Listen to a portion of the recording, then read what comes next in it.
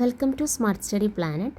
LDC Thiruvananthapuram എക്സാമിൻ്റെ final answer key അനുസരിച്ചുള്ള question answers discuss ചെയ്യുന്നതിൽ കണ്ടിന്യൂഷനാണ്.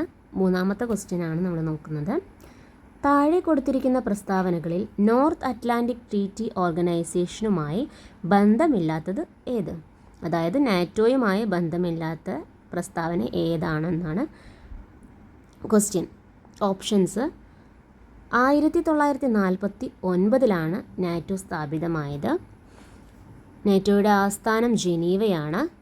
ഇതിൽ അവസാനമായി ചേർന്ന രാജ്യം സ്വീഡനാണ്.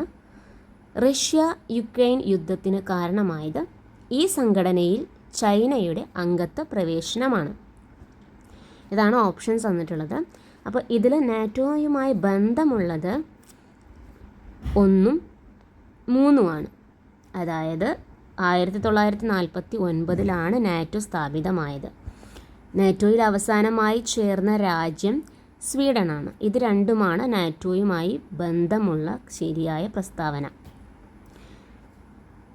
ബന്ധമില്ലാത്ത പ്രസ്താവന രണ്ടാമത്തെയും നാലാമത്തെയും. അതായത് ആൻസർ വരുന്നത് ഡി ആണ്. നാറ്റോയുടെ ആസ്ഥാനം ജനീവയല്ല, ബെൽജിയത്തിലെ ബ്രുസൽസ് ആണ്.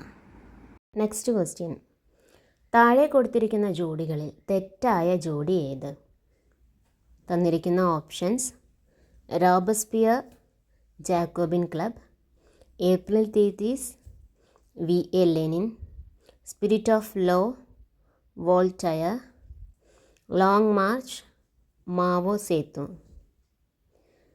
ഇതിലെ തെറ്റായ ജോഡിയാണ് കണ്ടുപിടിക്കേണ്ടത്. ഇതിൽ തെറ്റായ ജോഡി ആൻസർ എന്ന് പറയുന്നത് ഓപ്ഷൻ എ ആണ്. മൂന്നാമത്തെ മാത്രമാണ് തെറ്റ്. സ്പിരിറ്റ് ഓഫ് ലോ മോണ്ടസ്ക്യൂവിൻ്റെ ആണ്.